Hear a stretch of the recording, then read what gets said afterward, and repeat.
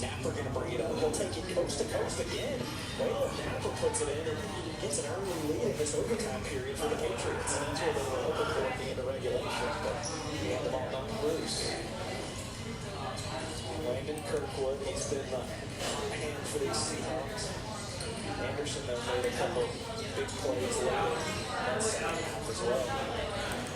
Jenkins spins. Great defense from Latrell Jones there. Delcati grabs it. The basketball throws it up to Jones. Great play on both ends by Latrell Jones.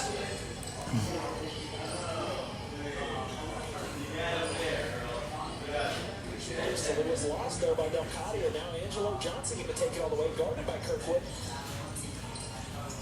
Tries to send it off one of the Seahawks, does man they call Rondo, but he regathers it right there on the mishap from Lewis. Gives to Latrell Jones. Another two for Latrell Jones. The Patriots have a 6-point lead early on in this overtime period. Well, they just come out on fire here in overtime.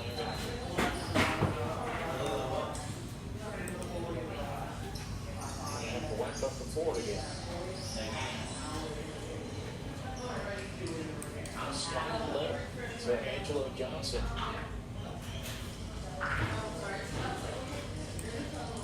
He's kind of grimacing right now. Yeah, he's definitely coming through some issues. A little bit of a limp there for him most of the second half, and we've seen him getting worked on a couple times. If you're the Patriots, I gotta imagine you're too happy with the stoppage there, because they had all the momentum in the world. Went from 90-90 to 90-96, and they're making it 15 on the shot clock. Kirkwood, see if he can re-spark this Seahawks team. He does with a nice layup there. So back to a 4-point ball game. There on the Delcadia screen. Spins around. Dishes to Delcadia, who's not able to get it to go. So another point-blank miss. An issue from earlier in this one returns for the Patriots. Landon Kirkwood short on that one. Kirkwood had a chance. He's got 30 points today.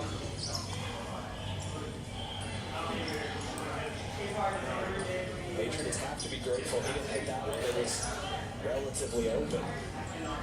Napper working on Jenkins off the Delcadia screen now.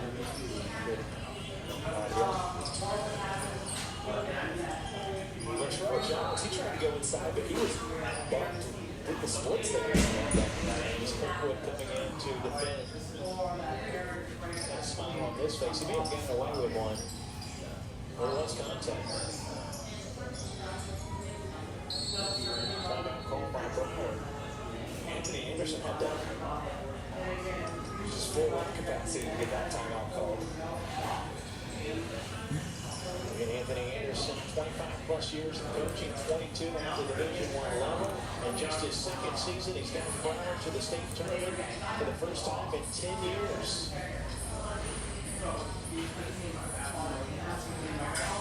So on his staff is Anthony Andre. First year, he's the former head coach at Daytona State College.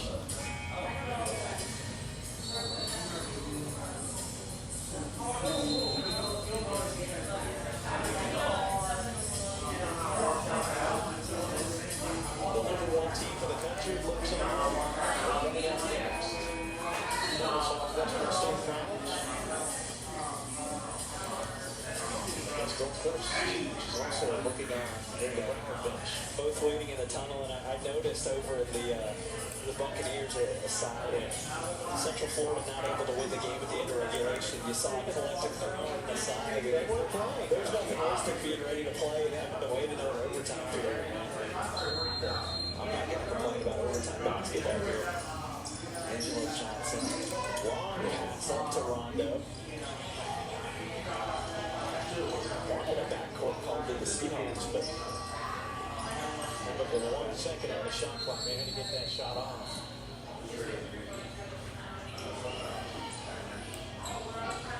More jostling for it. Ball will go to the Seahawks. 2:26 in this overtime period. They still trail by 4. Actually, I think it's going to go to Central Florida. Jump ball, alternating possession. We'll have 5 different, excuse me. They've recruited people.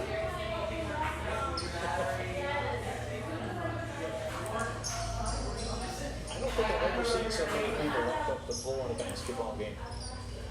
In all fairness, the doors, and I'm just completely hypothesizing right now, but the doors to come into this arena fairly close to the playing surface, and it is humid. It's as humid as could be right now. Of course, in the middle of the panhandle of Florida. So I imagine that's not helping things. But like I said, it's going to be cold inside of the arena. It is cool in here for sure.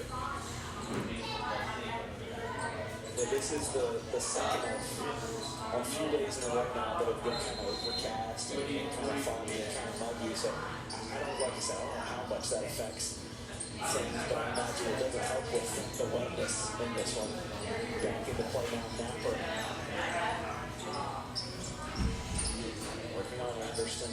Napper been the hot hand of the second half. He spins around, pulls up, well short. And then tipped or... Yeah, trying to pass it, but he probably should have taken the shot. The shot clock was winding down. 2 minutes. Ajongo tipped away by Dalcadia, but gathered by Kirkwood back into Ajongo. Ajongo spins around Dalcadia. Nice move. And gets it to go home.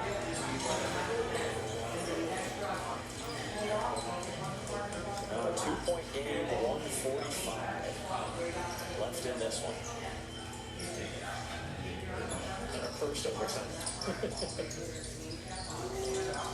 No good there for Johnson. Johnson down once again. So it's 5-on-4, or was 5-on-4 for the Seahawks. Just missed an opportunity. Anderson was walking down corridor. There is Landon Kirkwood. Slams it home to bring this game. In the next 4 days here, Wednesday through Saturday. Johnson tried to spin out of it. A blocking foul called on Lewis, so with 1:14 left, the ball will remain with the Patriots. Third foul on Rodney Lewis Jr. 28-29 coming up. 58.8. It's also the 4th foul on Eduardo.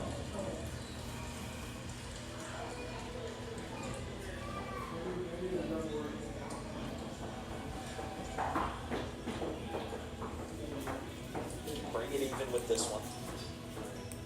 And that's exactly what he does. So Jenkins ties it up. Under a minute. Tie ball game. This first overtime period. Could be set for a second one here. Latrell Jones hands to Napper. Napper looking. Napper drives. Or excuse me. That was Angelo Johnson who gets it to go home.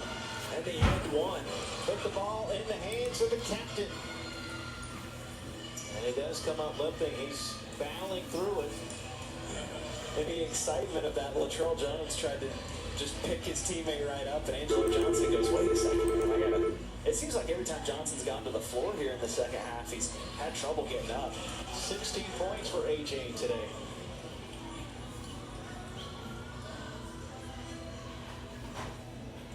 Gutsy performance from him today is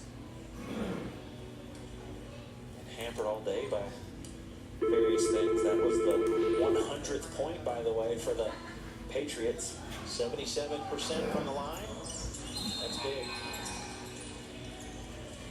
Good, and Johnson lips off. He'll be replaced by Philip Ortiz. So Ortiz getting some very important minutes in this one with Johnson being hampered by minor injury.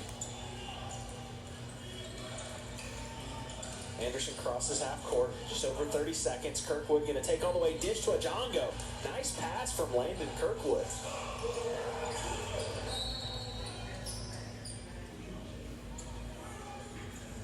Whistle there, it was Ajongo, and you hear Anthony Anderson on the far sideline say, why are you doing that? It's the 30 seconds left in this one. Unnecessary foul there by Ajongo. Yeah, it gives Central Florida a chance to score with the clock stopped. And that shot clock is about to be turned off. 0.7 seconds differential between the shot clock and the game clock.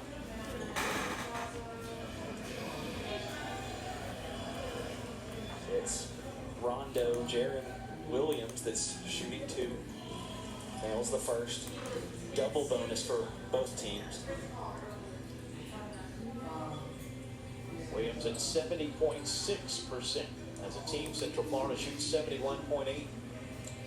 And that possession arrow still on the Broward side. We haven't had a jump ball situation since at least the middle of the second half. Kirkwood here, stolen away by Latrell Jones, and Waylon Napper is finally the one that does it. Napper kicks to Latrell Jones. 17 remaining. Patriots lead by 2. A timeout there by Tim Ryan. So with an even 16 seconds left in this one, a stoppage. And the Patriots with a 2-point lead now under 20 seconds remaining in this one. Well, you go for a steal on the inbounds, and if you don't get it, then you go ahead and foul right away. You just have to hope that they don't hit 2 free throws to make it a 2-possession game. But they did just miss 1 free throw. Yeah, 13 of 20 are the Patriots, so not an automatic night from the foul line. It's an okay one, but That turnover was big. 22nd turnover today for Broward College. But a good defensive play as you had the double team there by Jones and Williams. Or Napper, excuse me. Here inside Raider Arena, Northwest Florida State College in Niceville, Florida, the host of the District 8 men and women's championship tournaments. Men's basketball action all day today. We'll have women's action for you all day tomorrow. And then the semifinals from each side on Friday, and then Champions Madness. Love it. Favorite time of the year. OVC tournaments. There's other mid-major tournaments around the country. We've got Atlantic Sun. Absolutely. Delcadia takes it inside, gets it to go. A huge basket from the Patriots. Makes the 2-possession ball game with 10 seconds left. They're going to need something quick. Artis Seahawks. Jenkins nails it from the right corner. Wow. Does Darian Jenkins. So 5 seconds left. All of a sudden, it's a 1-point game. I mean, if you're Broward, you go from a feeling of desperation. The good news is, if you commit the foul and they hit 2 free throws, you still got a chance to tie the game. Yeah, no, that Darian Jenkins 3 was massive in terms of, now, what do you, a second and a half, 2 seconds to go off as you try to get that foul. So if you're Broward, the idea is let's have at least 3 seconds on the clock and at least need to hit a 3 to tie and force a second overtime. I can tell you both teams in the tunnels right now don't want a second overtime. This is an important inbounds play here. Waylon Napper gives to Delcadia. And the whistle, so 4.1 remaining. Big man to shoot free throws. If you're Broward, I don't think you can ask for that possession to play out. I don't think there's a bad free throw shooter on the court now for the Patriots. But if you can at least put the big man in the line, I guess that's the best situation you can have. But again, when you're 5, is shooting 80+% from the free throw line, that's basketball now. I mean, big man can shoot free throws. 4.1, huge free throw here from Delcadia.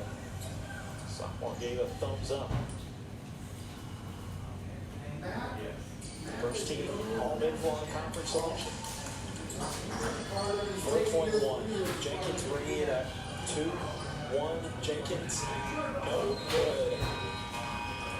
And the Patriots. Yeah, that is exactly what the Patriots do. They trailed most of this game.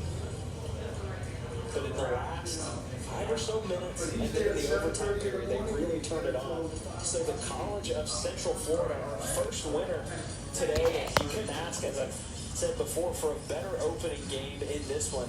College of Central Florida is going to advance. We'll see them again 1 p.m. Central Time on Friday. They'll play the semifinal against the winner of our next game, Florida Southwestern, the top team in this tournament.